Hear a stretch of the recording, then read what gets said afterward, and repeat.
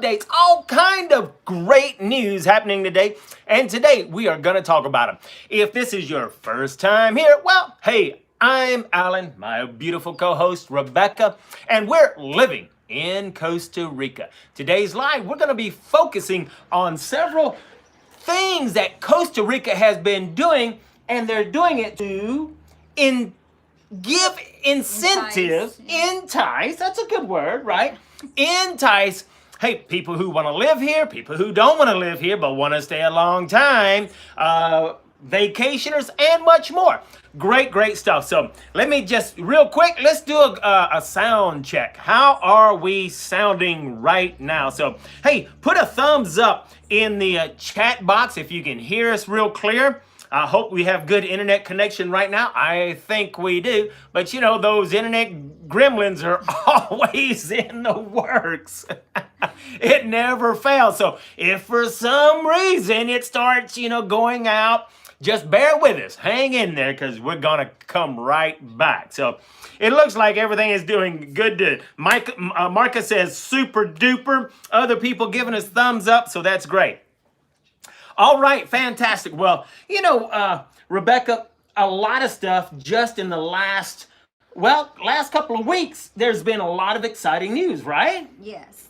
And so, it's having to do with us. Well, there's a lot of exciting news with us, but a lot of exciting news for people who want to come to Costa Rica. I mean, really, I don't know if we could share everything that's happening in one live today, but we do want to focus because we talked about the news alerts, and it is important because we want to talk about. Let me just hit the highlights real quick because something that I think could be controversial, because we try to give you the facts and then let you determine yourself, okay? So, one of the things, Costa Rica is dropping the insurance requirement for vaccinated travelers. Is that a good thing, bad thing? Is it all a, what is the word?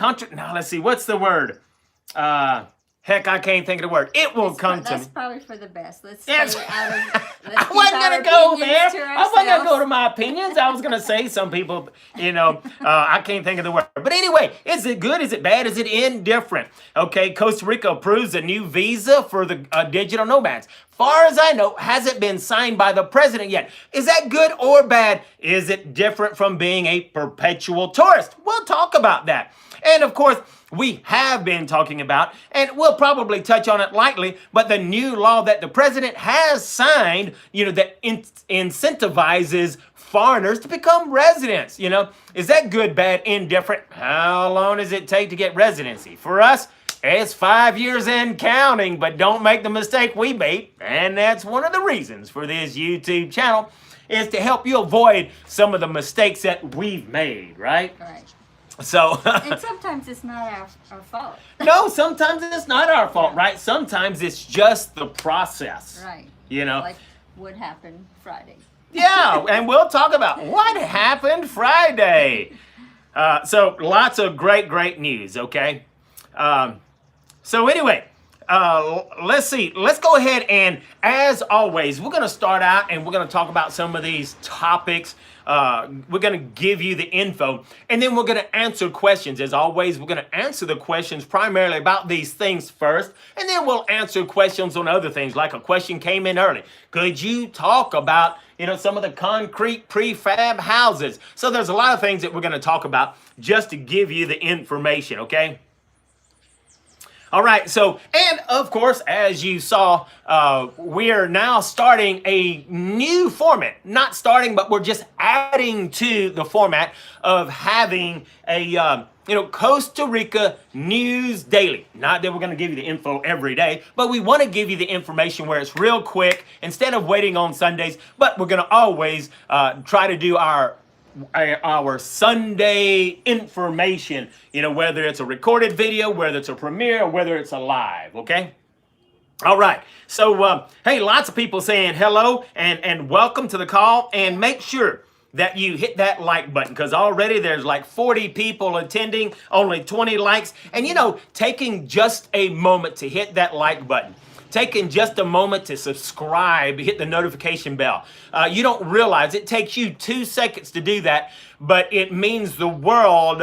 Not to us so much, it does to us, it does matter, but it means the world to the algorithms, because when you hit that like button, when you subscribe, it tells the algorithms that you value the information that we're giving you, and it helps push our information out so we can help more and more people. So we greatly appreciate it when you hit the like button, when you hit subscribe, because when we look at the analytics, there's approximately, we've got 7,000 people on the channel. That's great news, but that only represents about 20 to 25% of the people that actually view. There's normally over 50,000 people that watch our channel on a regular basis, but most don't take the time to hit the like or the subscribe, and it does mean lots and lots to us, and we greatly appreciate it. Hey, we greatly appreciate when you support us by hitting that $ down there and giving, or when you support us by joining and becoming a member of the premium portion of the forum. Forum is free. It's only 33 cents a day, $10. That's hardly nothing, but it does mean a lot to us. And so anything you donate, anything by supporting us, we greatly appreciate. So let's get after it. Well, sections of the forum are free. There are sections of the forum that are free. There are some premium areas in there that we try to keep updated all the time. And so, those premium areas are, that does cost a tiny bit, $10, right? And that's hardly nothing for all the, we do have overhead. The forum obviously is not free for us. We have to pay for it. A lot of things we have to pay for. But, that kind of helps. Yeah, the platform itself. Software. Right. It kind of helps offset the cost. So let's get after it. All right. I saw hello from Mississippi-Louisiana border. Hey, look, welcome from the Mississippi-Louisiana border. That's where we're from, right? Louisiana, so it's always good. But hey, we appreciate everybody, right? But it's good to see folks from home.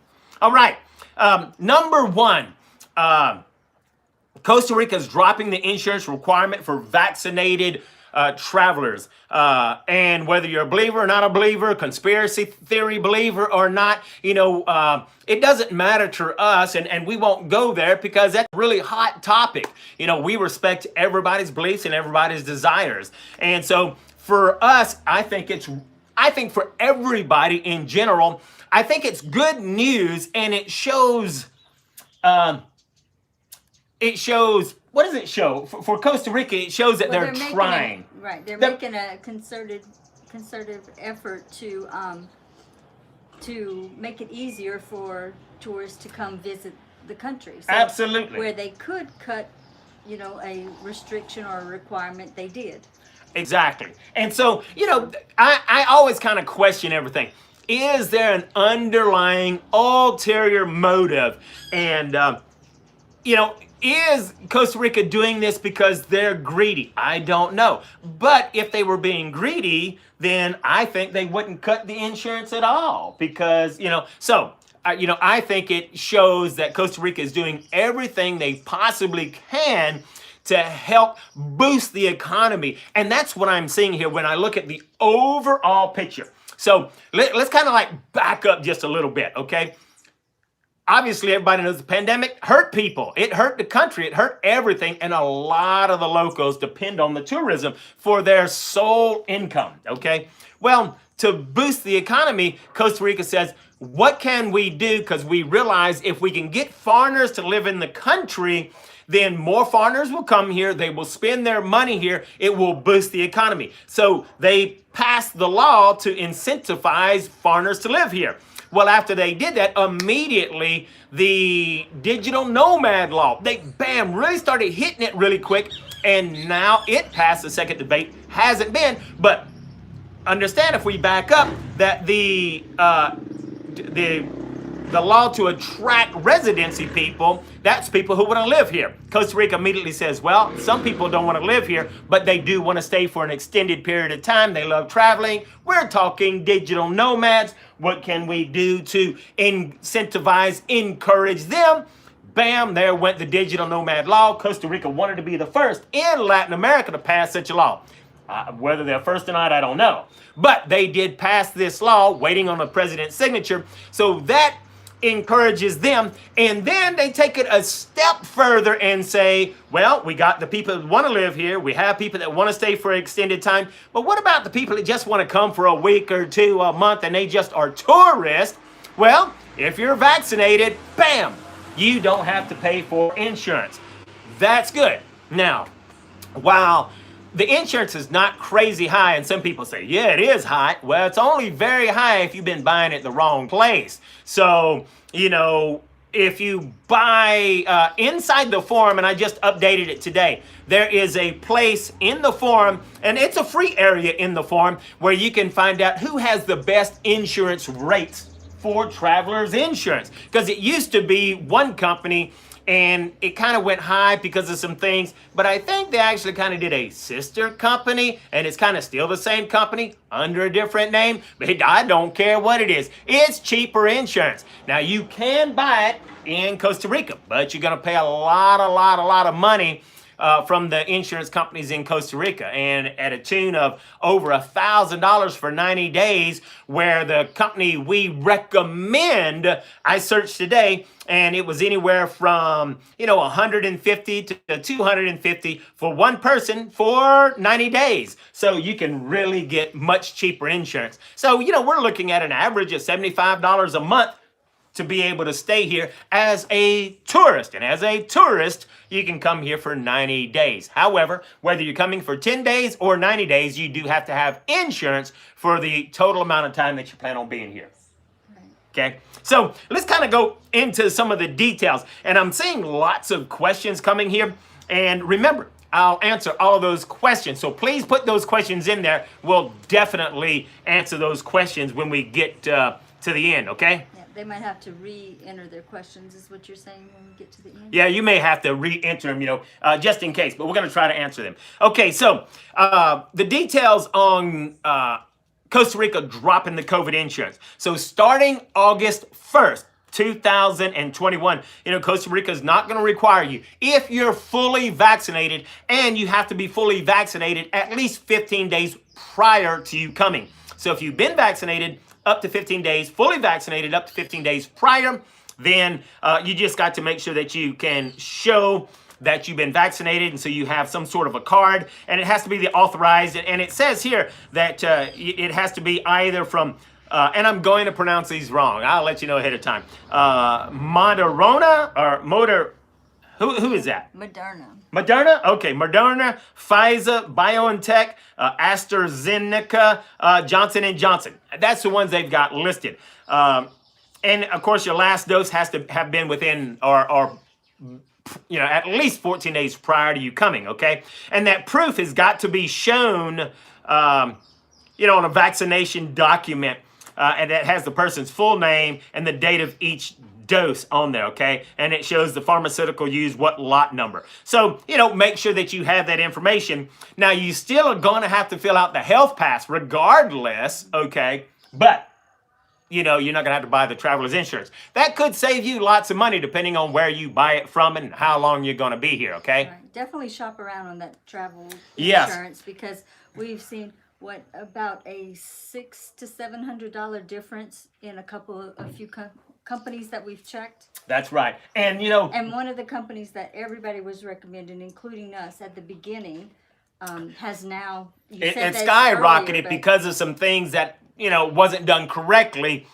because people wouldn't put in the correct travel amounts and things. So anyway, they kind of fixed that on the next one. And even on the insurance company that we recommend, they show several types of insurance that you can buy, okay? And several different recommendations, okay? So keep in mind that for those people that are not vaccinated, and if you're not vaccinated, that's fine. They're not requiring you, and they're not making you, and that's what's good, okay? Right. The freedom of choice. Yeah, the freedom of choice. We respect everybody. So whether you're a believer, not a believer, conspiracy theorist, not, it doesn't matter. I personally believe that, now, if you want to incentivize someone, and there's states all over, man, there's having lotteries. Get vaccinated, you might win $1 billion. Great if you want to do that. If you want to incentivize them, great, but don't penalize anybody who chooses not to get vaccinated. That's my opinion. Right, and I don't like how they're being referred to as conspiracy theorists. Sometimes you just look at information, you read, you educate yourself, and you make your own decision. That's Doesn't right. mean that It doesn't mean it's a conspiracy theory at all, you know. But whether it's you educate yourself and decide to take the vaccine or not to take the vaccine. I'm Absolutely. glad that it's still a choice here in Costa Rica. That's right. It's still a choice, and I understand in some places it's not a choice in some things. Okay. So anyway, that's a good point. Because I think conspiracy theorists are sometimes looked at as mean, negative, or Well, that non-followers, huh? Right, and that's a derogatory term. Right. I agree. So keep in mind that if you're not vaccinated, you still have to buy the insurance. And this is a thing I've always questioned. So, hey, I question things. I put the facts out there and let you use your own good sound judgment. So in Costa Rica, they say, obviously, you got to buy the insurance. And they really want you to buy it from Costa Rica. And in my opinion, Costa Rica is not the professionals in that insurance because they never sold it before, but they saw a way to make money. And so people threw up companies, okay? And their insurance is expensive. Costa Rica has always tried to push and encourage spending your money in Costa Rica. And with that said, well, the minimum amount is $50,000 in medical expenses. But if you buy it in Costa Rica, it's only $20,000, which then made me think, if I get COVID while I'm in Costa Rica and I have COVID insurance from Costa Rica and I get sick, is the cost going to be under $20,000? But if I have gringo insurance that I didn't buy in Costa Rica and I get sick, will the cost me more to get better? It's best you just don't try to figure all that out. Yeah, it's probably best I don't figure that out. But it sure makes me wonder. I'm always thinking. So, I really think they're just saying, we want to encourage you to buy it from Costa Rica because it is going to help Costa Ricans. And so I don't know the truth of the whole matter. But keep in mind, if you do buy it in Costa Rica, it's going to cost you a lot more than if you buy it from the professionals that have been selling this type of insurance their entire, for years and years and years. Yeah, and another thing it could be is that Costa Rica, if they're the ones who have provided the insurance, they know they're going to pay, whereas, maybe they're not 100% sure if outside companies would Check pay. your mic. They're saying that your mic isn't working. Folks, let me know if Rebecca's mic is working or I not. moved it, so it might not be. Okay, so give us a thumbs up if her mic is working. Rebecca, why don't you talk to us a little bit? Testing. And I'll see if I can turn up the mic here. How is it? Okay. All right, folks, so let us know. I turned up the mic and let us know.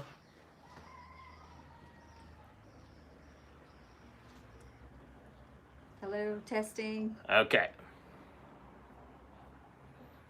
Okay, it always takes a few seconds for folks to reply back. Marcus says it's not working yet. So let's Maybe the battery died on you. well, it's blinking and it's not so it's not dead, but it's blinking correctly. Try again. Hello. Lisa says it's Testing. good. Lisa says it's good. Brent says nope. Alan is loud and clear. No joke, right? Doesn't need a microphone. Says it's a little bit low. The mic isn't working, but we can still hear her. So I'm going to attempt to turn this up. Let me do a quick test right here, okay? And I might have to change her mic. Talk to me. Testing ABC. Okay, it seems like she's coming in on this end, but that doesn't mean. Plugged in correctly. Let me come around this corner. Bear with us here. We'll edit this portion out.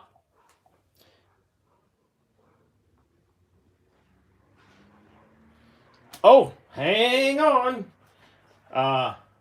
I see the problem. I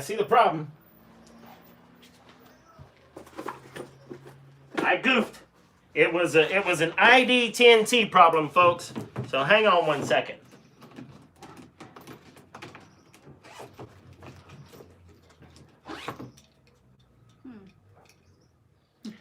Do you guys know what an ID10T problem is? Rebecca, you explain it to them. Well, they can't hear you. If they write it out on a piece of paper, they'll figure it out. ID10T. Let's see what we got now. All right, now. Okay. Okay, testing. Doug says we need a new technician. That might be true. Well, poor thing, he does everything. He's the technician, he's Yeah, I the wear many editor. hats. Okay, Brian says it's a lot better now. Okay. Doug says that's an old Marine Corps joke from way back. All right, there we go. Marcus put in ID10T. So that was an ID10T problem. That means I was an idiot. Okay. I had my idiot hat on. All right. Okay. Now Alan has to be a lot quieter. Okay. The All right. contrast is stark. All right. Okay, folks.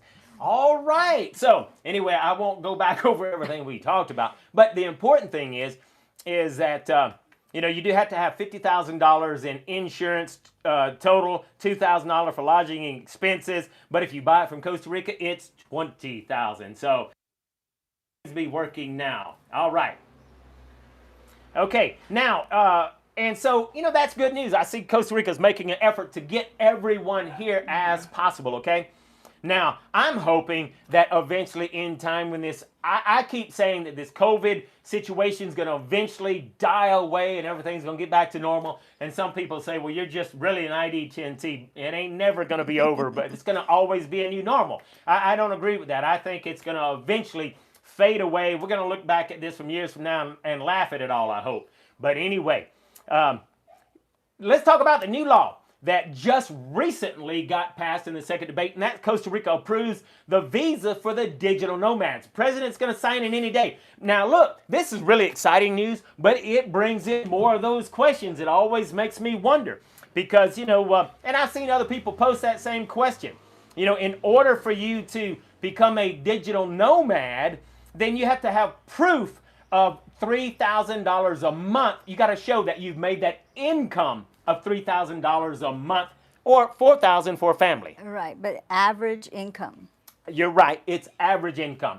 I'm glad you brought that up. So, as a digital nomad, your income kind of goes up and down. And so you might make $2,000, but you might make $6,000 the next time. So they will average it out. Now, had a real good question. Someone asked, well, I don't have any income, but I do have 3 times 12, 36,000 in the bank. Can I prove that? No, you can't. Okay.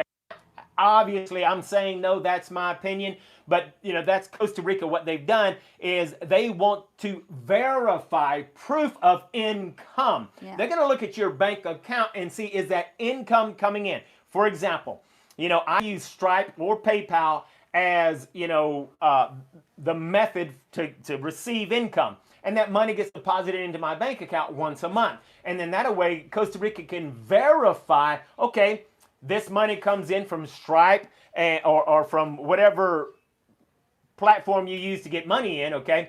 That money comes in and they can verify that, yep, this money is coming in, this money is coming in, this money is coming in, and it shows as income. It doesn't show as me depositing that money in the bank account, okay? It shows it's coming from a third party. Yeah. It proves I have a job or it proves that I'm a digital nomad, okay? Yeah, well, in this case, you're not necessarily giving your opinion. I was going to say this earlier. We get the news, and so this is our interpretation of what's being presented. Not all the facts are being presented. How it's going to be implemented has not been presented. So this is, an interpretation of the information that is available to us right now.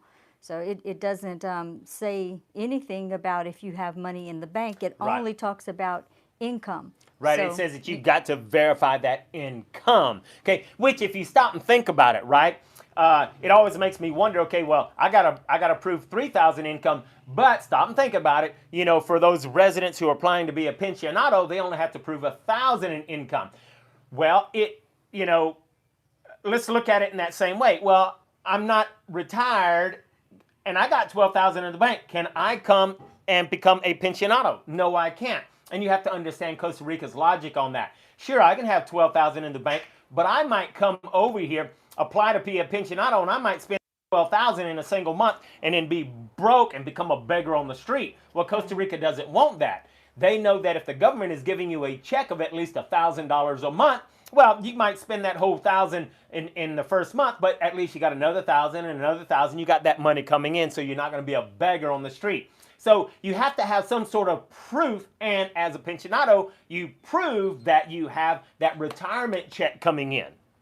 Okay, which proves that, okay, you can sustain yourself. And I believe it's going to be the same way with the digital nomad. You can prove that you've got that money coming in of at least $3,000. And so that brings up the next question.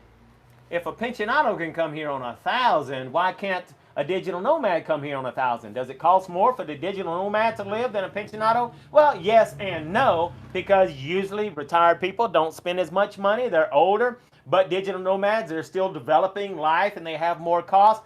Well, and really, digital nomad can live as cheap. So, I don't understand the logic between that. But still, nonetheless, we got to follow the rules of the game. What we like to say is, you see a lot of people that come to Costa Rica and all they do, or I say people, a lot of gringos come to Costa Rica and they just complain about everything. And we often say, you don't like it? Go home, gringo. It's not your country. We love that we're in Costa Rica. There's a lot of things we don't like, but no matter where we're at, there's things that you're not going to like. Sure. So, it's their ball field and we got to play by their rules. And I'm just glad that they're doing everything they can to help people come. Right. And in comparison to other countries, some European countries and so forth, Costa Rica is very accommodating. As far as requirements to get your residency. Now, some are more accommodating, like Panama tends Panama's to be. real easy accommodating, but I don't want to live in Panama, Right. So you got to make your choices, right? Yeah. So even though Costa Rica has its rules, I mean, they're not as stringent as some other countries. So. That's right. So, the thing to keep in mind is that if you come here on a digital nomad, no, you cannot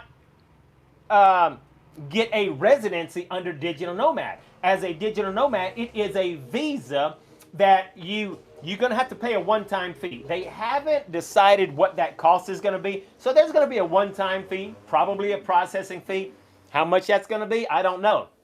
Rebecca and I have this kind of ongoing gentleman's bet. I'm saying it's going to be $200 or $300. She's saying I think it's going to be around 1,000. She thinks it's going to be around 1,000 to apply. I can't wait to find out. Hey, we're just guessing, But, I think that, anyway, regardless, you're going to pay that one-time processing fee, which is going to allow you to be in the country without having to stamp out for a year. But if you stay in Costa Rica for at least 180 days, and it doesn't say it has to be consecutive, but, the important thing is that the details haven't come out yet. They're going to work out the details within the next couple of months after the president signs it, okay? Anyway, if you days, you can have it extended for another year, meaning one filing fee, you get to stay for 2 years. There's no border runs.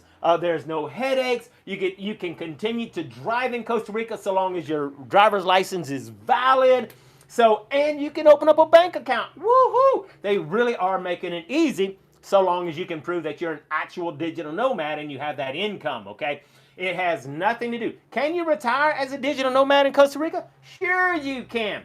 Every 2 years, though, you're going to have to renew that visa, and you don't have any legal status as if you were a resident. And as a resident, you're really safe, and that's the best thing. Hey, look, a lot of people that continue to be perpetual tourists, for years and years and years and years. And we've been perpetual tourists for almost 8 years now. Now, we have applied for our residency, but even though you've applied for residency, you're still a perpetual tourist because you have to continue to stamp out so you can legally drive every 90 days, okay? So it's important that you understand the difference between those. Some people say, well, why do the digital residents if there's really no benefit? Well, there's really No, a no. lot of benefits. I do the digital visa. Oh, why do the digital visa, the digital nomad visa? Why pay the money for the digital nomad visa, if it's only good for a couple of years? And there's really a lot, because imagine if you're a couple and you've got a couple of kids, it's a painful process to go stamp out at the border every 90 days, And there's no guarantee that when you stamp back in that they're going to let you stay for another 90 days.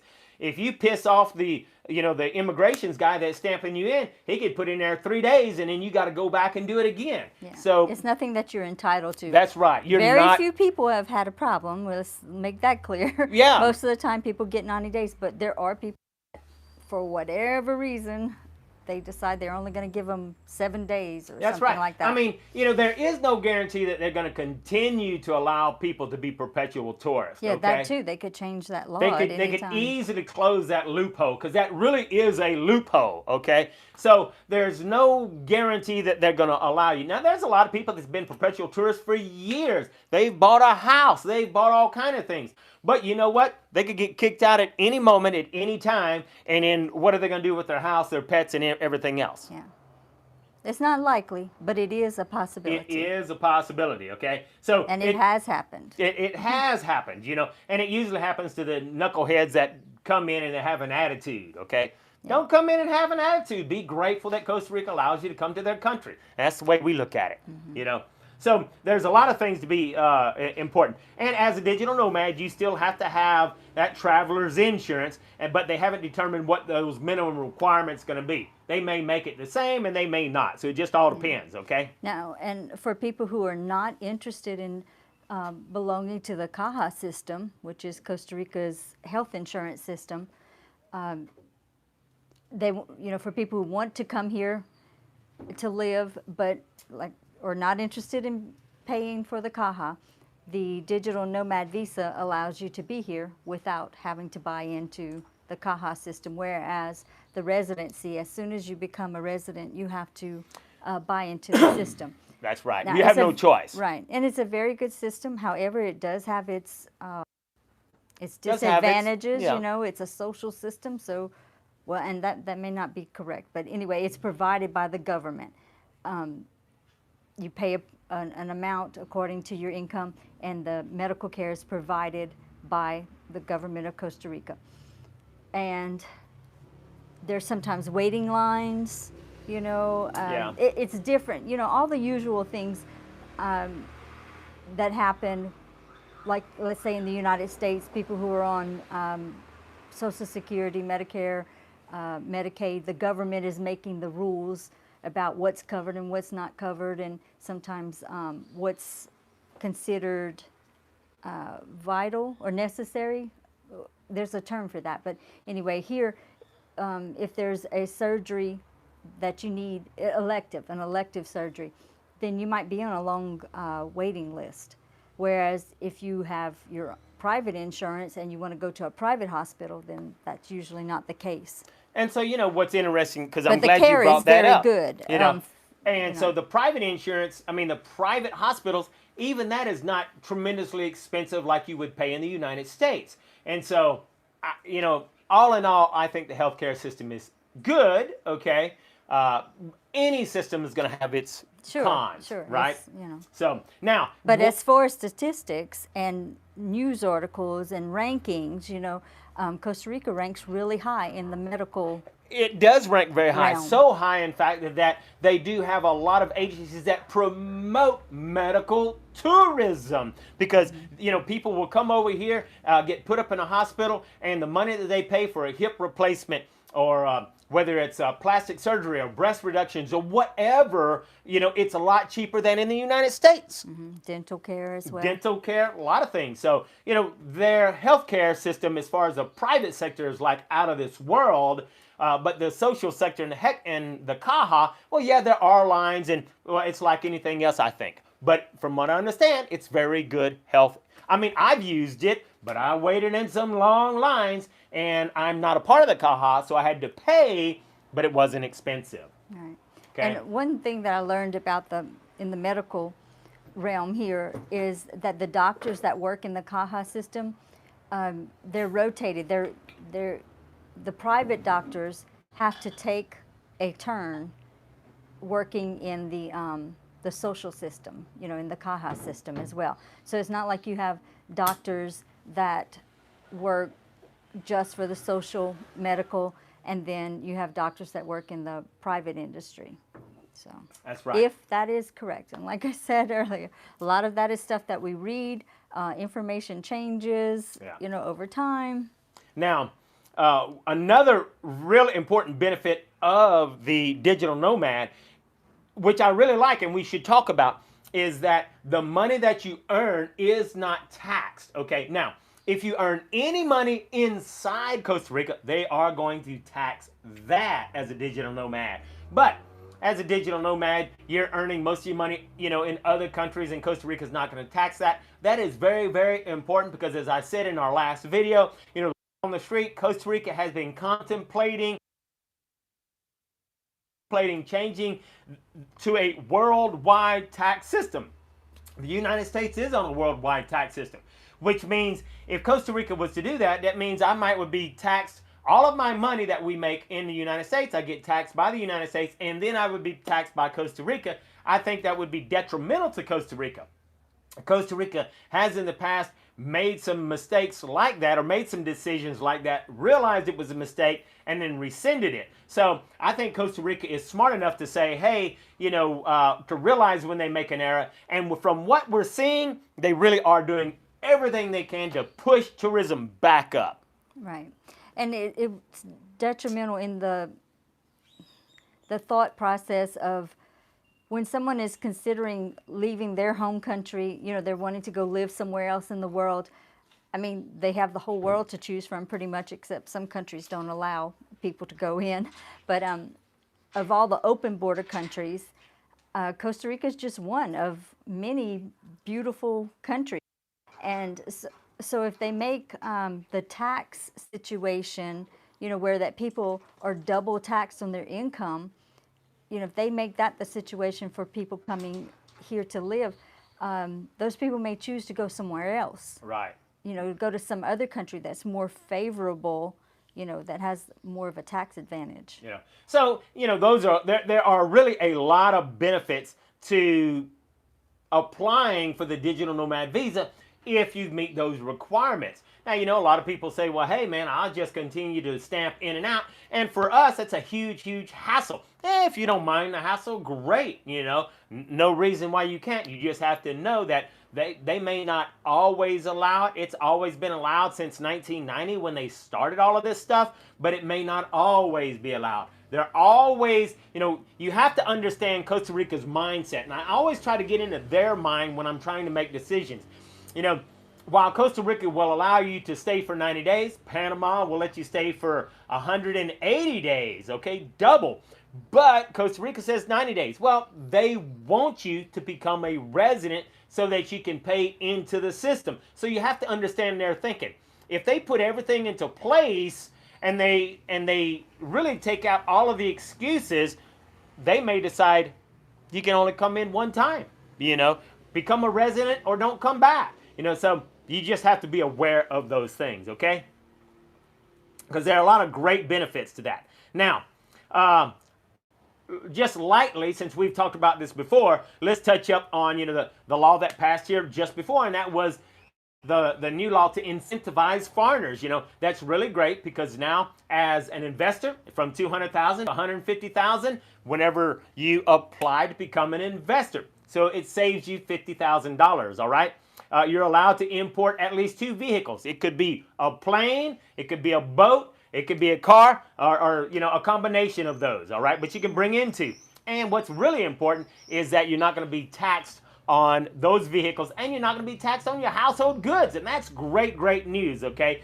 And what's important, just like the digital nomads, you're not going to be taxed on the income that you make as well. So, so as we see, like I said earlier, to sum it all up, Costa Rica wants you to live here. If you don't want to live here, they want you as a digital nomad. And if you're not a digital nomad, they want you to come visit the country, and they want to make it easy by not charging you the insurance. So Costa Rica really is doing everything they can to get you here. And hey, right now I think it's pretty dang good, and I think it's only getting better. So we're seeing more and more people. Now you have to understand, here recently, Costa Rica adopted the sloth as their, what was it? Their animal? The national. Their national animal, and it's very fitting because everything in Costa Rica moves at the speed of sloth, okay? And you have to understand some things don't make a lot of sense, kind of like Friday. Yeah. You know, we've been working on our residency for 5 years, only because we made the mistake of hiring somebody that was just starting out. We didn't know that, and they did not do what they should have done. Anyway, it was a lot of things. Long story short, we had an appointment to go to immigrations on Friday. Because we don't speak the language, Rebecca went through the trouble of having someone call and say, do we need to bring an interpreter with us, a translator? They says, no, you don't need a translator. Well, we spent all the time to drive 3 or 4 hours to get there. Once we get there, it's kind of crazy. You have an appointment, they send you your appointment by email, and if you don't print that out and show proof that you got your appointment, they won't let you in. Knucklehead didn't bring his piece of paper. Smart woman brought her piece of paper. She got in with no problem. They wouldn't let me in. And I'm thinking, well, if I got an appointment, can't they look at their books and see? Tried to tell him he needed his piece of paper, but he said, no, surely I not. need no paper. I got an appointment. Bring your paper, okay, or you won't get in. Now, Rebecca was able to get in, and they looked up my appointment. They let Knucklehead in and was able to do what we needed to do. However, I'm thinking, I like to use a lot of common sense, and sometimes you don't see a lot of that in Costa Rica. I'm thinking, if the residency department is for people coming from other countries who may or may not speak Spanish, then surely they would hire people that speak English to help them do their residency process. But we get there and the woman says, nope, nobody speaks English here. You need to bring a translator. And of course, she's saying that through our Google Translate. Right, she's saying that through the translator on Google, right? So it's like, okay. So, long story short, we go all the way there thinking that we're going to be able to sit down, have a meeting to work out the process. And all she did was print out a piece of paper that gave us the status of our residency, which was no different than what we already knew. And I'm thinking, you could have just emailed me that. But anyway, you just have to understand that things do take a lot longer in Costa Rica. And I remind you, if you don't like it, go home, gringo. So I'm not complaining. I'm just letting you know that things are different in Costa Rica, and you need to be prepared and understand things don't work the way they might work in your country. Guess what? You're not home anymore, Dorothy. You're not in Kansas. You're in Costa Rica. I mean, it's bureaucracy. It's red tape. It's one person, the left hand, not knowing what the right hand is doing, and that's common in other countries. We experience that in the U.S. too when you come to government things. But we're used to press 1 for English, press 2 for Spanish. Well, here I couldn't even understand what the options were, and of course we're the idiots that come to a foreign country and can't speak the language. Word of Spanish, so, so that's our own fault, right? Yeah, nothing bad against Costa Rica about that, but you try to take the steps necessary and get misinformation. And so the reason I'm mentioning it is, even though we had a friend call and find out and get information saying that we did not need to bring our own interpreter or translator, we probably should have called 2 or 3 people and asked the same question, like tried to get a different department, because whatever department told him that was not the department that handed us our piece of paper. That's right. So, Valerie brought up a good point here, or a question. She says, so if you speak Spanish, is that creating less bureaucracy and delay? Well, I don't know if it's going to create less of it, but it will make things a lot easier for you, because you'll be able to make the phone calls.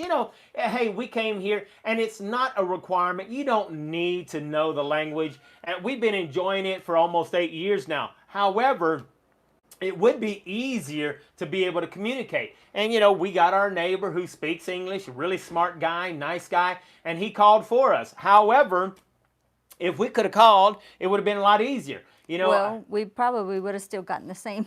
We would have still got the same results. Right, but it would have been easier. I mean, it's just all around easier to understand what's going on.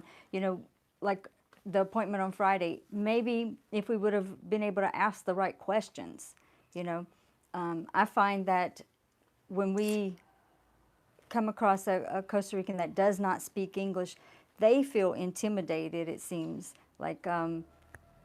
They just kind of would rather not, and that's understandable, but you would think in that whole department somebody would have spoke English, because mainly what we were trying to find out is what is the next step. So because we didn't speak the language, we couldn't even really ask the proper questions.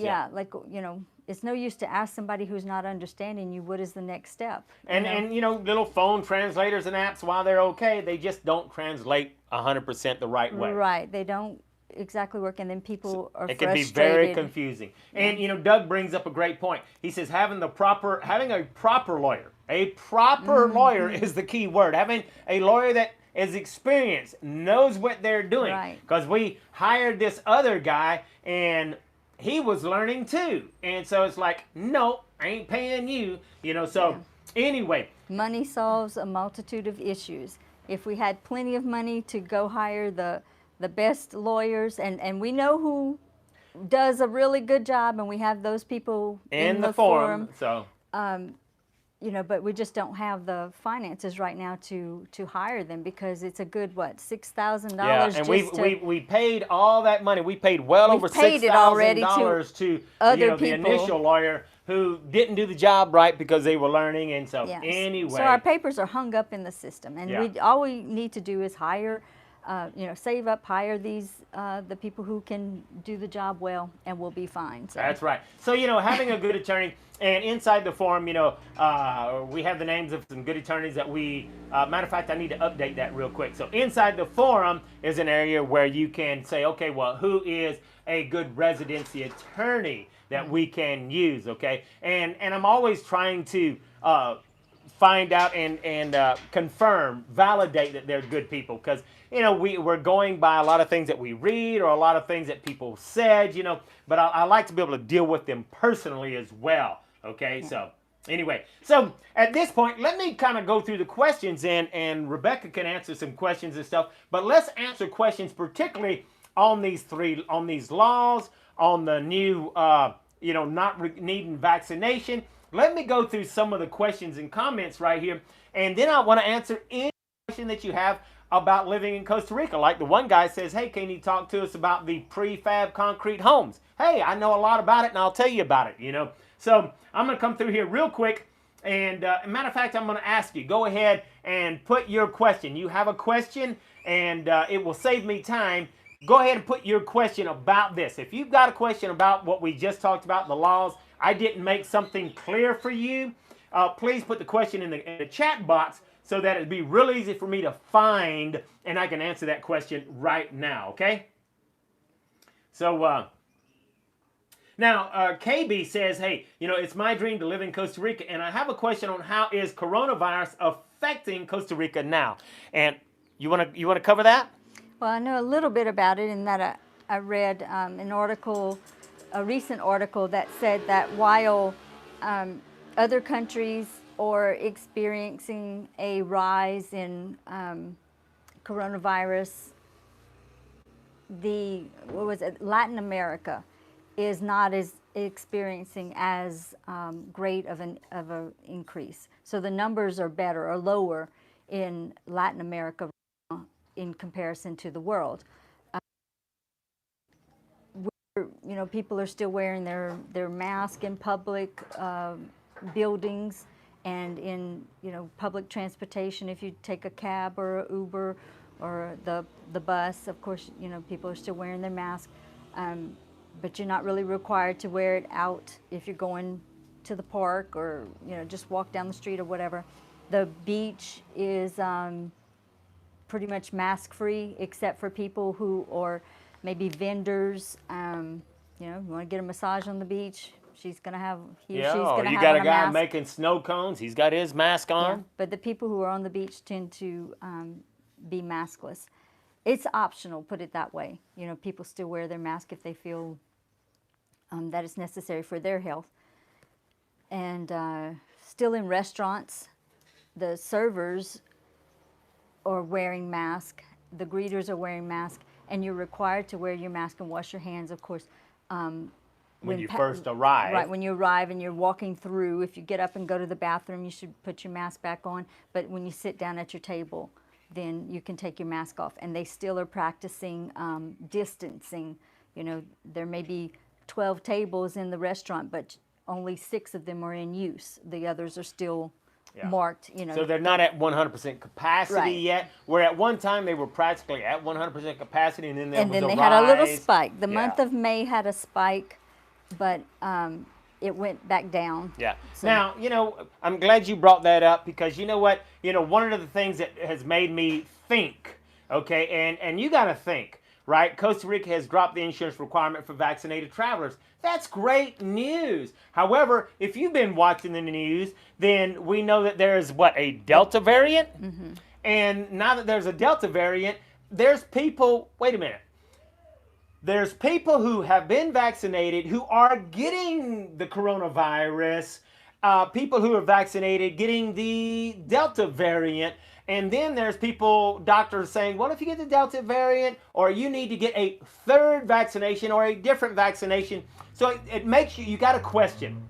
I'm glad Costa Rica is not requiring you to get insurance if you've been vaccinated, but what's going to happen when the Delta variant all of a sudden is Costa Rica going to rescind that and say, oh, everybody's got to have health insurance because you now have to get the Delta variant or the Echo variant or the hotel variant or, you know. Yeah, that's why it's very important before traveling to go to like the U.S. Embassy site or your country's embassy site website and check the most recent information, because even just watching videos on YouTube, something could change from one month to the next. So you don't want to get here thinking, oh, I don't have to have my insurance, and surprise, they've just reenacted the requirement because even the vaccinated people are getting the virus. That's right. So it's important to understand that, hey, we give you the latest information that we can. We're giving you the information based on our experience and our knowledge. But hey, sometimes things change, and sometimes they change like that. So, you know, it's always important to, and that's what's good about being inside the forum. Hey, for 33 cents a day, you know, we try to keep things updated, and there's areas inside the forum that are absolutely 100% free, but we try to keep you on top of the game. And we also have a Facebook group. And of course, Facebook group is free. I'm not in there a whole lot, but it's a great place for people to help one another out. If you want questions and answers from the forum is the place to be. Right, not so much the Facebook group. Yeah, because I hate Facebook. Sorry, Well, we like the group. I but love the group. It's difficult to, you know, you answer questions and the questions move down the page, and That's right. then And I somebody don't asks like the same answering question. the same Yeah. question again and again. So- Inside the forum, I can answer that question, and there's people there that can answer the question. Doug will answer his perspective on what's happening in his area. You know, different people are answering these questions. Marcus is answering what's happening in his area. So these people are answering these questions, and everybody can learn from that one question, lots of answers. Right. I love that. But the Facebook group is great for like posting your pictures, Oh, you know, yeah, it's- or a quick news story that you know that's been very, very useful and very interesting. We love. It's when, awesome to see other people sharing their stuff where they're from. Right, maybe they're at our favorite restaurant and you know they take a picture or come across some strange fruit that they're just you get the idea. But the forum, it's not a subscription. You know, you don't have to sign up for a certain period of time or whatever. It's just a way to for us to get some support, for you to support us to cover some of the costs that we have in providing the forum in the cost of software and our time. That's right. So. That's right. So, and it's minimal. But regardless of whether you join as a premium member or not, we love everybody, and our goal is to give the best information possible. It would be great to offset the cost because there is a lot of cost in us going out and getting this information, researching, and giving you top-notch information. Now, Lola says, what is the average cost for an English-speaking lawyer? And whether you have an English-speaking lawyer or a Spanish-speaking lawyer, I think pretty much the cost is the same. And lawyers can tend to put their own price out there. But on average, what I'm finding is that it's normally going to cost you anywhere from around $2,000 to $3,000 to get your residency done, okay? Obviously, there are people who don't know what they're doing and they're learning and they're charging less. So that's the chances you take by choosing someone like that. But if you go inside the forum, I'm going to promise you I'll do that today. I'm going to update in there the people that we feel very comfortable with, that have tons and tons of experience. I've actually talked with them and done a little bit of work with them, but they're great people. Great people. Lots of people have used them. They don't even need any more business, but they're extremely, extremely good, okay? Yeah. And they're English speaking, okay? But there's more than one. And I want to, we've just been very busy because we're trying to get out to the off-grid homestead, which brings up another question. Some people said, do I have internet there? Not yet, but I'm hoping within a couple of days we will. So that's going to be exciting news. Yeah. Something I want to mention, going back to the lawyer, there are people that charge less, but you want to make sure that before you hire them that they disclose to you all the services that are provided for that fee. I mean, if you pay somebody $2,000 to do your residency, but it only covers their time, and then all these little add-ons come on. Oh, we need to translate your documents because everything's got to be translated to Spanish. You get your birth certificate, your marriage license, all these documents, your fingerprints. All this comes from your home country, and if it's not in Spanish from your home country, it's got to be translated. That's a fee. There's all kinds of things. There's a lot of surprise hidden fees, okay? Right. I mean, when you get to the end of your residency, like us, you get to the end of the residency, we had to pay, something the equivalent of a plane ticket for me and a plane ticket for her, so that if our residency was, if we did something stupid and they wanted to deport us, then they could deport us, and we've already paid for the plane ticket. We've already paid all of those fees. So it's important that you get all of the details. Okay, it's going to cost this much for your fees, how much for the translations of documents, how much for taxes, how much for this, how much for all the unseen, make sure they disclose everything to you. On average, it could be anywhere from $2,000 to $3,000. Shouldn't cost you anything more than that. There is one company that I will recommend inside the forum that will even finance it for you, where you can pay it really very affordably on a month-to-month basis, okay? So that's good. Now Doug says here that he has a house over the Nicoya Peninsula, and the cost on lawyers all depends on what you're trying to do, and most lawyers speak English. And that might be true for where he lives at. We've lived in a lot of remote areas, and hardly any of the lawyers that we have spoke to spoke English, okay?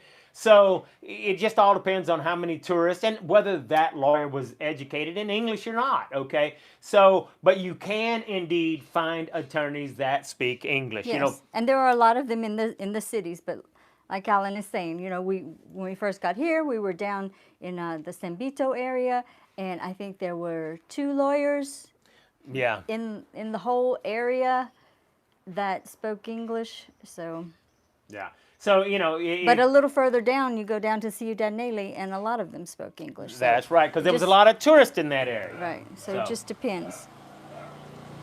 Now, Doug brought out a good point here.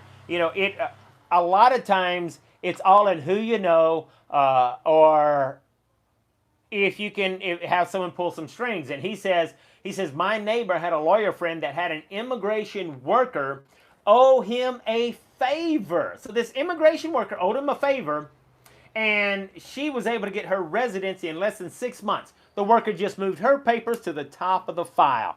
Hey, look, if you're able to pull some strings, I'm not saying to bribe someone or anything like that, but if you're able to pull some strings, sometimes things will work faster. Now, one of the good things about that new law to encourage people in residency is there's supposed to be a department that's supposed to, push your paperwork faster. Will it be faster?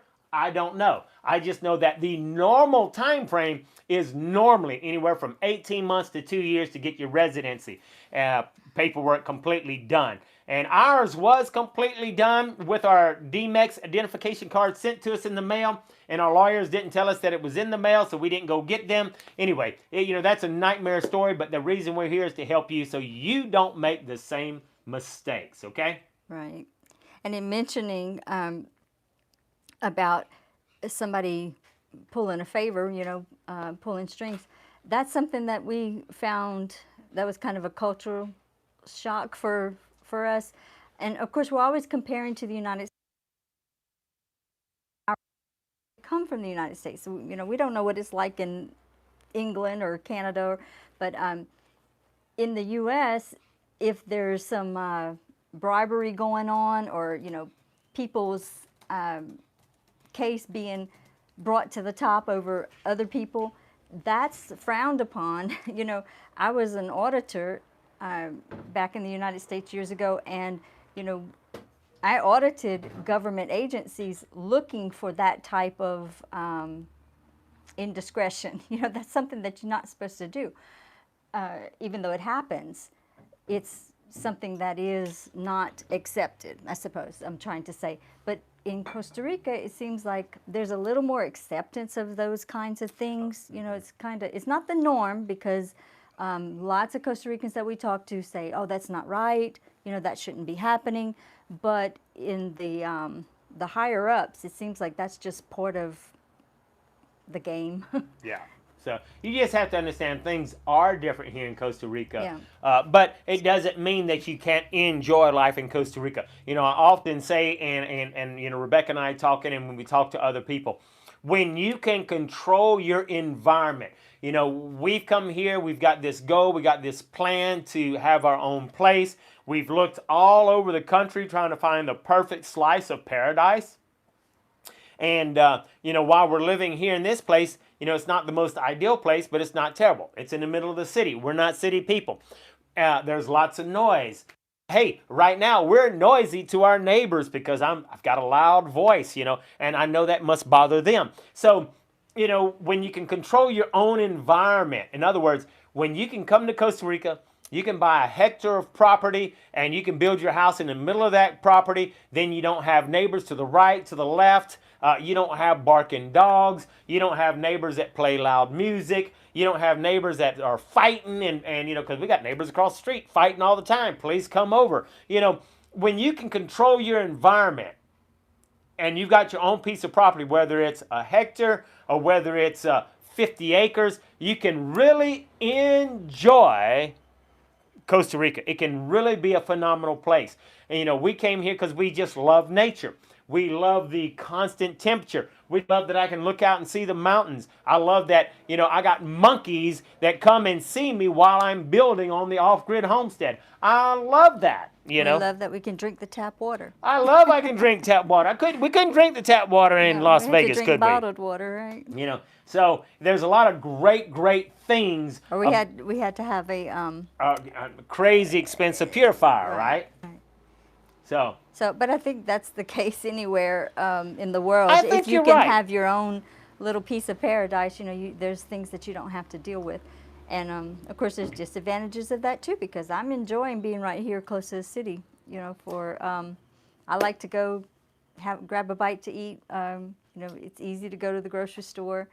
That's right. There are advantages. I mean, we're going to be very, very remote, but the biggest thing that bothers her about being remote, she wants to be remote, but she wants to be remote and she wants to have like 10 restaurants just down the street. And of course that don't go together, right? But there's no reason why you can't drive a couple hours and spend the day or enjoy the city. So it's all about what kind of sacrifices you want to make for the type of living that you want to enjoy, right? Yeah, and the thing is, I don't have to go to a restaurant. I enjoy the different seasonings. You know, I like Thai food. I like Japanese food. So you just need to learn how to cook all of that. That's all. Did you hear that? I need to learn how to cook all that. I- She didn't say she needs to learn how to cook it. I need to learn how to cook it. I'll wash the dishes. Only she will wash all them dishes if I will cook it, okay? She likes to keep me barefoot and pregnant in the kitchen. That's terrible. All right. All right. So I'm taking a look at some of the questions here. Oh, look, someone says, hey, Leslie says, I'm thinking of taking advantage of the new law that allows you to bring household stuff and a car. Just depends on housing cost. I want to bring that up. Now, look, housing costs can be very, very cheap. Matter of fact, today I saw like around 55 acres at a phenomenal price. I want to say it was in a beautiful location, $68,000. Cheap, cheap, cheap. I think I'm going to list that inside the forum because I thought it was a phenomenal place and it had ocean views. It's a good location. It was a good location, okay. So you can really find some phenomenal places. And the best way to find those phenomenal places is to join the forum, because inside the forum we got a PDF that you can download that'll show you the places that we look for phenomenal deals, okay? Yeah, and that's a property that you're mentioning, but I think she was asking about housing, and housing varies so much. I mean, if you want to live like we've lived, we've found places for $200 a month, $400 a month. But this person is talking about how much can I buy a piece of property for? Oh, I'm sorry. Okay, I thought they said how And much. you can buy a piece, and look, really, in Costa Rica, we have found places that you can, Tico houses, $30,000, $40,000, on a tiny piece of property. So, really, like Rebecca said, the prices vary greatly. But let's say this, okay? Let me give you a real world example. I recently bought a piece of property, okay? 200 square meters, because 200 square meters is the minimum that Costa Rica will allow you to subdivide or buy or sell, okay? So I recently bought 200 square meters. 200 square meters is small. Yeah, I don't think it's enough to. I mean, they do build houses on it, but it's tiny. But I bought that 200 square meters. It only cost me $1 million clones. $1 million clones at that particular time was about $1,600, okay? So $1,600, I had a small piece of property. I bought that piece of property to put my antenna on or put my tower on, for where we're going, okay? Now, you can find that kind of stuff. It may not be in the most desirable location, but you can find that kind of place, okay? You can find that, then you can build a house. Well, Costa Rica has these concrete prefab houses. And they have these concrete prefab houses, and they're commonly known as bono houses or free houses, because the government has a program for people that are not, that are poor. And if you qualify, the government will give you and will build you a free bono prefab concrete house. It really is practically just the walls. And when I say the walls, it is the walls with 2 bedrooms, 1 bathroom, and it doesn't have any ceiling. It does have a roof, and it's just a tin metal roof, but there's no ceiling. That means that when it rains, you can't even hear yourself think, okay?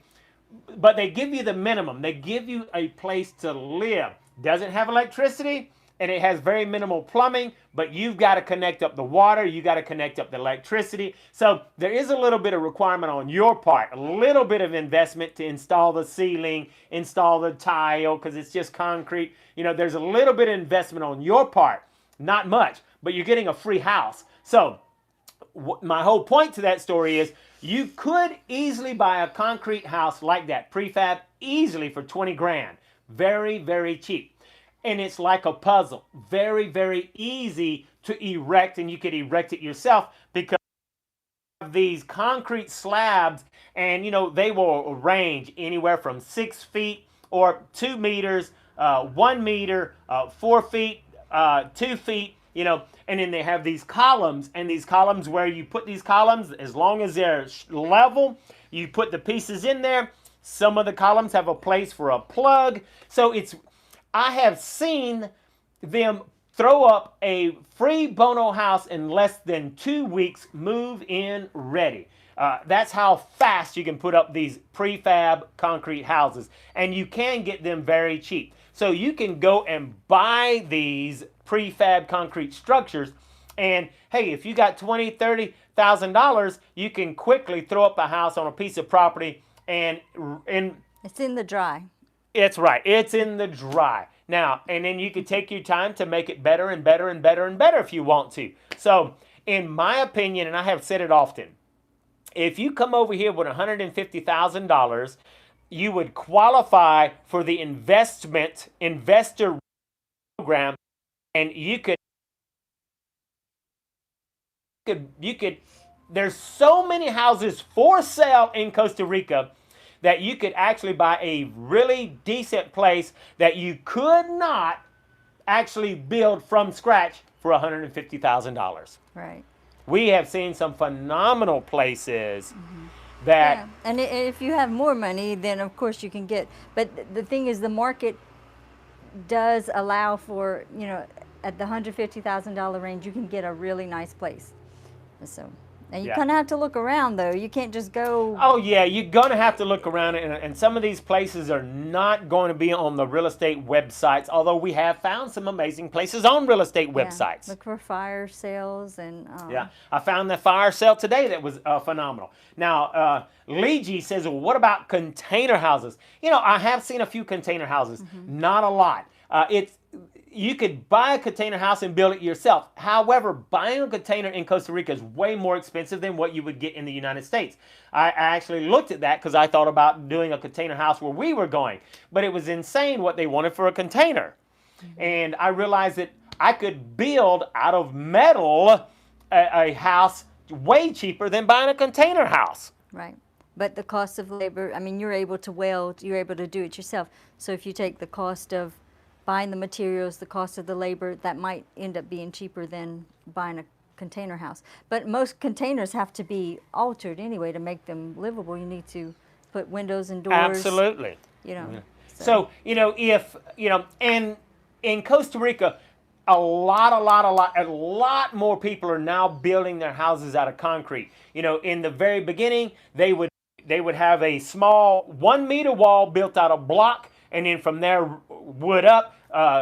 Termites are horrible in this environment, and it just evolved to where now people would build the whole thing out of block, and then they quit using block and started using the prefab concrete. So the Bono houses and prefab concrete, it's concrete, but then the roof is all made of metal. Hey, that thing is fireproof practically, because it's hardly any wood other than the furniture that you would put in it, right? So. And then Alan hasn't seen this, but I've seen it. There's new technology. It's similar to the concrete, the prefab idea. It's prefabricated, but it's not concrete. It's a lighter weight material. But, it's prefab and same interlocking, system. So we've not seen a lot of dealers with that, but I think in San Jose they have. In San Jose, you'd be amazed at what you can find there. But the important thing is that if you're going to build in Costa Rica, I can 100% tell you it's going to be cheaper doing it with concrete. I looked at building with wood, crazy, crazy expensive. I looked at building with metal. Yeah, it's kind of expensive. It's more expensive than concrete. Concrete, wow. You can build with concrete, and it's going to be your cheapest alternative. It is going to be heavy. It's going to be fireproof, kind of like metal. But, when you're dealing with metal, it's just a little bit more difficult. Hey, I'm not an expert metal builder, but you know what?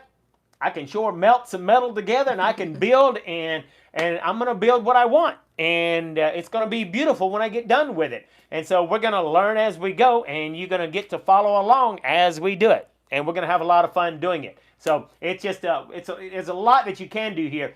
But if you're wanting to save money, the cheapest alternative is going to be concrete. Yeah. There's lots of contractors. Of course, just like with everywhere else, you need to be wise about who you choose. Yeah. We've heard nightmare stories of things not going very well. Yeah. Shortcuts being taken. You know- Simple things like if you're not here, the light plate, the light switch being behind the door or being left out altogether. That kind of stuff. If And you're- worse. if you do not make this mistake. Don't buy a piece of property. Hire a contractor that makes you believe he's got tons of experience, and he may have tons of experience. But you have to understand, in Costa Rica, with the prefab concrete houses, the only place a light switch goes or an outlet goes is going to be in the concrete column. They're not on the wall because they typically, in the United States, we would throw up a prefab concrete house, and then when we would have wood on the inside, and we would run electricity and put your outlets wherever you want. The outlets are only in the concrete column, so you won't have as many outlets depending on the size of the prefab concrete. Right. And in Costa Rica, they don't think twice about putting the light switch behind the door or all the way on the other side of the room, meaning that at nighttime you're walking all the way across the room and you're like, where's the light switch? Light switch. Oh, there it is. So it's not at all what you might be used to in your country. So make sure that if you have a contractor, you want to inspect it on a daily basis so that you can say, I want at least 2 outlets on every single wall, and I want my light switch to be on the door as soon as I open it up. Yeah. It's important to know that. Yeah. And we're talking about doing it on the cheap. Money solves a multitude of issues. You get a good contractor, the building materials. I mean, we've seen some fine homes, some very nice homes, and they're not made out of the little prefab concrete slabs. That's right. And Doug brought up, they look like mansions. What you might be talking about. Doug says maybe you're talking about the Blue Max blocks. They're styrofoam hollow blocks that's filled with rebarb and concrete. Right. And that might be what you're talking about. They're good for the sound, the ease, and they're not as restrictive for the design as the concrete slabs are. So if any of you guys, that are with us today have used the Blue Max blocks, hey, let us know. Marcus says they're fantastic, and I don't have any experience of that. We don't see any of that in the remote areas we've been in. Right. The only reason I know about it is I read an article and I saw some ads about it. Yeah. But yeah, they look like they're way more, you can get a lot better architectural design, the shape of your house. We know a guy over in the San Vito area who has Cascada del Boscos. They built something that was kind of a prefab. It was kind of a styrofoam thing that had wire mesh in it. I think they did that themselves with it, like a stucco. No, this is something that you could buy. Oh, that's right, the little cabins that were octagon shaped. That's right. You could buy these things. I don't know if they was in 4x8 sheets, but they were mostly styrofoam with wire mesh on the inside, and then they just covered them with stucco on the outside, and it was really light and cheap. Yeah. So there are some alternatives. Definitely need to check it out. Yeah. But the thing is, if you're on a very tight budget, you can build, this is the whole thing, you can build a very nice little house for not that much investment, not that much money, compared to, like in the United States, you can't hardly build anything for $30,000. You might be able to enclose your carport for that, or build an outdoor kitchen. But you can build an entire little house, and if you've got the money, my goodness, the materials and the labor and everything here is available here to build a mansion. If that's what you want. Labor is very cheap here. Yeah. And it's not like you can only find cheap alternatives. Yeah. There are some very fine building materials and fixtures, showers. What I really like is that, and I see it all over the place, I think it should be everybody's right to be able to build a house yourself if you can't afford it. And I've seen tons of Ticos will just throw up a shack that eventually turns into something really nice, and they start out with sticks, and they eventually get everything they need to build it. They start out with bamboo and maybe some tin or whatever. Because what's good about Costa Rica's mild climate, you don't have to have insulation. As long as you're not living real close to the ocean, well, even if you live close to the ocean, if you acclimate to the temperature, you don't have to have air conditioning, you don't have to have heating. You can pretty much just, put up a structure and be comfortable in it. Very as long easy. as you got some windows, some ventilation. So you're right, people can do just throw up things. And that's one thing, you know, Alan mentioned the Bono houses. I love that about Costa Rica, because we've seen people who have property and they had those old styled houses, you know, that now are the wood is rotting or the termites have taken over. Well, because they own their property, they qualify for the Bono houses. So they're able to get out of those little rundown houses, you know, the elderly or whatever. They're able to get out of those little houses and build a brand new little concrete house. That's right. And Now, it's really Doug brought nice. up a good point, and he was talking about having good ventilation. You know, you're in Costa Rica. It's a very humid place, and you need to understand that if you build with sheetrock, you're probably going to have a problem with black mold. Moisture, Okay, you know, you've got to have extremely good ventilation because of the humidity here. So, you know, you have to take in consideration the environment's going to be totally different. Yeah. Now, Living on the coast is, my goodness, remember it ate up our computers, That's the right. salt air. You know, now, you have know to what? protect your You can live electronics. on the coast with the humidity. You can live anywhere if you build it to American standards, but that is going to cost you a fortune. It's going to cost you way more to build a house with American standards in Costa Rica than it would in America, okay? Because the cost of things are more expensive. So you won't have a problem with black mold if you build a house that is sealed to American standards, Get okay? it dehumidified. Yeah, and it's got air conditioning and all that. So it's important to understand that when you build, learn the environment, learn what you can and can't do so that you don't have problems in the future. You know, where we're going, there's not a huge problem with termites because the elevation is too high. So you don't have a huge problem with termites. And we don't have humidity problems. We don't there. have humidity problems because the elevation is too high. So, you know, you have to understand where you're at, okay? So, hey, if I haven't answered your question yet, please put your question in the chat box now. And while you're there putting your question there, make sure to hit the like and hit the subscribe button because it looks like we've got almost 70 people, you know, visiting us today right now. We greatly appreciate all of you. And there's only 48 likes, so take a moment to give us some love, okay? It helps us out. It helps us out a whole lot, really does.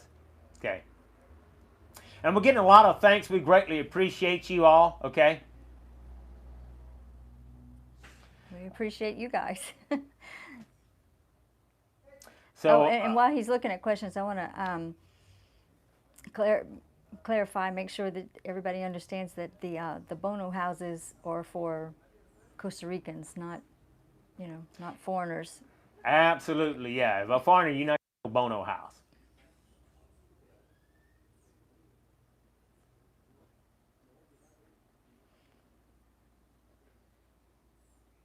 So why don't you update them on what's happening on the off-grid homestead while I'm looking for questions? Okay. I've got caught her off guard, folks. From what point of view? Okay, you have the box up, the box that houses all the internet equipment is mounted on the tower, and he did a fabulous job. We have the solar panel mounted on the tower. We have our internet coming from San Jose to the tower that's, where would you call that? The Potrero? Well, just in the valley. So I kind of caught her off guard, and I don't see any questions right here. But I'll let you, if I haven't answered your question, put your questions in there now. Okay. So, you know, just kind of, we're hoping that we're going to be at the off-grid homestead real soon on a permanent basis. I go out there a whole lot, and you know, you have to understand that. You know, I was told that it was impossible to get internet out there. And we were in this tiny little valley. And, you know, and of course I've shared with you, you know, we're having what's called PTP, point-to-point internet, which means you have to have a clear line of sight. You can't have trees or mountains in the way. And in this valley where we were living at in this town, we could get internet. But because of the COVID situation, more and more people working from home, they didn't have any internet available. Yeah, in fact, I read today an article that said that Costa Rica is experiencing something like a 90% increase in internet activity in the country since COVID began last year. So that's quite an increase. A huge increase. Yeah. Because there's, a lot of Costa Ricans don't even have internet at home. They have internet on their phones and stuff, but a lot of Costa Ricans don't even own a computer. But more and think more that's younger changing, people, though. yeah, Yeah. it's changing. The younger generation, more and more of them. So things are changing. But anyway,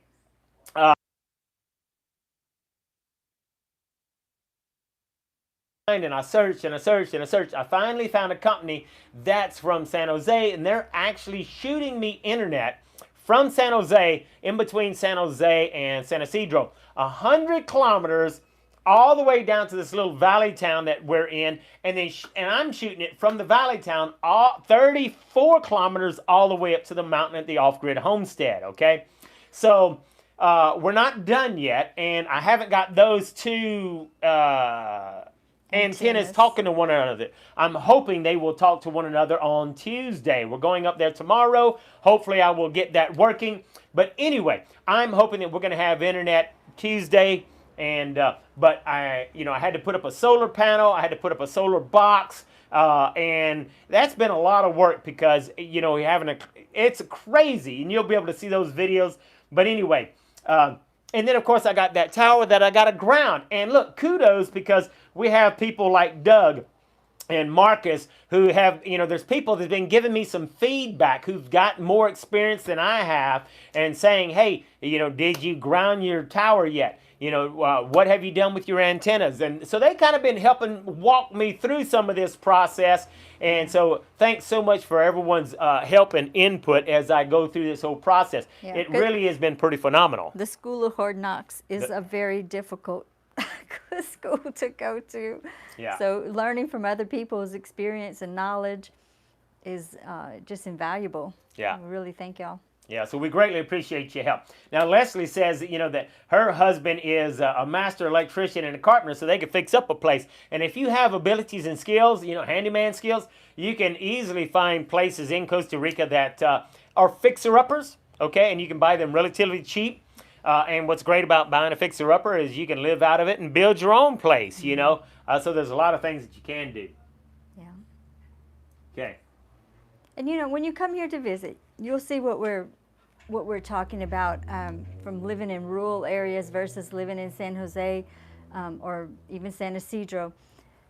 There's such a difference from San Jose and the rural areas. It's just two totally different cultural experiences, different lifestyles. So people who, Costa Ricans that live in San Jose or live in even San Isidro, who have never been down to San Vito, never been out to Pavones or, up in the mountains in Guanacaste, I don't think they have experienced what we're talking about, because when you're in the rural areas, people are still living with, very little electricity. They're Some still people are living off the with land. no electricity. Yeah, we really know people who are living, when it gets dark, they just go to bed because, lights out because the sun is gone. They go to bed with the chickens, And they right? get up, They with, get up the with the chickens. chickens. They raise their own food. They grow they raise their own animals. They grow their own food. They get water from the river. They're living that very agricultural lifestyle compared to people in San Jose. We share our experiences because we've been there. We know. But like Rebecca said, there's people that live in San Jose, and I'm telling you, there are some places in San Jose that is top notch. I'm talking about amazing. I mean, it looks like you are in Las Vegas with just pristine stripes on the highway and reflectors and concrete sidewalks. You wouldn't even know you was in Costa Rica. Well, some of those people that live there have never been outside of that area, and they have no clue that the majority of Costa Rica is a third world country with no sidewalks. A lot of people living without electricity. Some people who still carry water to their houses because they don't have running plumbing, So, and a lot of those people are the indigenous people, they're their own nation, and so that's a whole different situation. But even if you've been to the coast, a lot of the a lot of the coastal towns are touristy, or so you don't get a real taste for the agricultural or rural Costa Rica. Yeah. There's nothing like going stay in an area where, they're still making their own bread.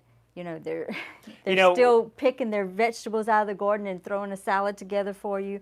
We have friends that just recently were telling us about that they were experiencing that. We've experienced that.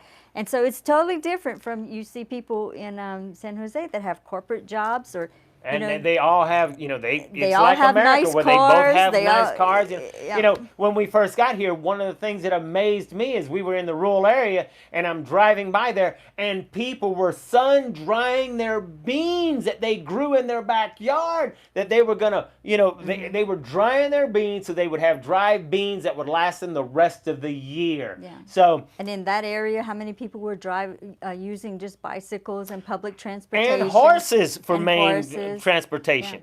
But then when we went to the city, it's like everybody had a car. Some families had 2 cars. So it's such a difference from the city and the coastal towns to the mountain rural areas. Yeah, there's a huge difference. I mean, if you were to categorize Costa Rica, you could say that you got city people. That would be San Jose, okay? And San Isidro. Maybe too. San Isidro, okay? But then you have mountain people. That's us. And then you got beach people, okay, who want to be near the beach. And then, of course, you can find great places that are in between. But really, you can it's still very find, diverse. Yeah, you can still find untouched beaches. Absolutely. Beaches that have no tourism. And you can still buy oceanfront property here for relatively, for reasonable prices. Yeah. So, you can still you might find. be away from everything, but. It's amazing that you could come to Costa Rica and you can still buy beachfront property for about $200,000, and that same type of beachfront property in the United States would cost you over $1 million. Okay, so it's amazing what you can buy here. Okay, so you really can enjoy paradise, and as always, you're going to have to learn a different lifestyle. A lot of people come here because they want to slow down. We didn't come here for that reason, but I've had to learn to slow down because things just don't move at the pace that I move. Right, and it has its benefits. That's a lot of people want the slower life. They're tired of the rat race of the, wake up in the morning, hurry off to work, hurry back home, hurry. Everything is a hurried pace, and you're going fast nowhere, and people are missing the simple things in life. They're missing just having some leisure time to talk and to smell the roses, to actually take a walk and enjoy nature. That's one of the reasons we kind of say that if you're not coming here for the nature and the beauty of the country, there's not a lot here for you. Yeah, I mean, if as nice as San Jose is, if you're coming just to live in the city, I mean, it's a nice city, but you can do that anywhere, right? Yeah. There's not too many raw places still left in this world, I think, where you can experience the constant temperatures, the beautiful, mild climate as far as, there's no tornadoes and hurricanes and there's no military and so much nature, so many birds and you butterflies. guys will get to see that on some of the videos on the off-grid homestead.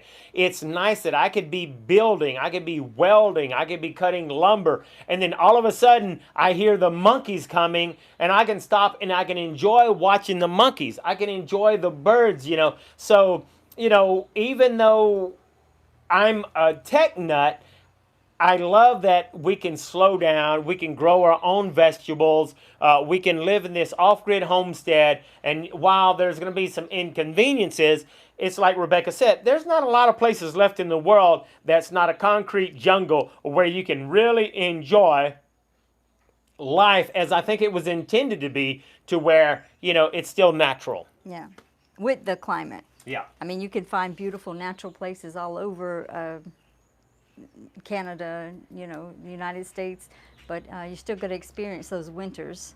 Yes, and I'm not a snow fan. Yeah, we don't like the snow. So I like snow. I want to go play in it, but when I get done playing in it, I want to go back to my warm climate. Yeah, I'm good for about a week or two, and then I want to get back to Costa Rica. Absolutely. All right. Well, you know what? I think we're going to close it down. I see that my batteries are getting low, and I think we've answered all of the questions here. And so we greatly, greatly appreciate all of you here. If you got any last pressing questions. Oh, I did see one question here that Brian asked, and he said, do you think that the Health Pass form will change for those people that are not, that have the actual COVID vaccine? And I'm absolutely certain that it will. I've already seen that the Health Pass form has changed in a couple of things, so they're always updating that. Yeah. So you still while have you're to fill it out. Yeah, you're still required to fill it out, and you have up to 72 hours before to fill it out. I'm certain that it's going to be updated so that if you have the actual vaccination, then I'm sure that's all going to be on there. So I'm sure you're going to have to upload that, just like before you Yep. were required to upload Absolutely, your yeah. travel insurance documents. I'm sure they're Yeah. probably going to require you to upload your proof of vaccination. Right, I'm sure they're going to ask that. And Ruth, question, where are your videos on the Off-Grid Homestead? And they're going to be on this channel. We actually only have, I think, one or two. We have one that shows how we started the actual tower, and I think another one. But anyway, there's only a couple right now. I've got a bunch of videos backlogged as I've been recording them and I'm editing them. So you're primed to see all of the new videos that are showing the progress as we build the Off-Grid Homestead. It's so going to just be keep on a watching. playlist. Yeah, right? it's going to be on a playlist, but they'll be Separate. able to just go to the channel and see all the videos on a regular basis. But, everything has its own playlist. We have the news updates in its own playlist. We have the shorts in a playlist. We have the off-grid stuff on a playlist. But you'll be able to get those alerts. If you're watching our channel and you hit that notification bell and you subscribe, you'll definitely get a notification that we've got a new video for the Off-Grid Homestead. And, it's done in a different format where I'm just a little bit crazy, but I think by now you know that there's something a little bit off up here, but I'm just having fun. So, hey, it looks like we've answered all the questions. I hope you've enjoyed it. And I don't know what's going to happen next Sunday. Hey, if you're a believer and you believe in praying, pray that we have good fortune and that we can get internet within the next couple of days. If you're not a believer, cross your fingers, wish us well. But hey, I'm really excited, and I'm hoping that within the next few days we're going to be at the Off-Grid Homestead permanently, and we're going to have more time because we've been very, very, very busy trying. Getting there. Getting there has been really tough. I mean, 3 hours to get there, and then when you get there, hoping you've got everything. So, once we get there, life is going to be so, so much better, and we'll have more time to really update everything and do things better for you. So, I'm really having fun. Mark says, don't fall off the tower on Tuesday. I'm hoping I've got my safety harness. So, hey, thanks, everybody. We greatly, greatly appreciate you. And I can't wait to give you more updates and let you know what's going on. Until then, we'll see you next time. Make sure to hit that like button. Make sure to subscribe. And as always, if we didn't answer your question, leave those comments below. And we're always answering every single email, every comment, every question. And always join us in the forum so that you can support us and you can get more information inside the forum as we do every keep you updated on the latest, greatest news coming from Costa Rica. All right, I'm Alan, that's Rebecca, and we'll see you next time.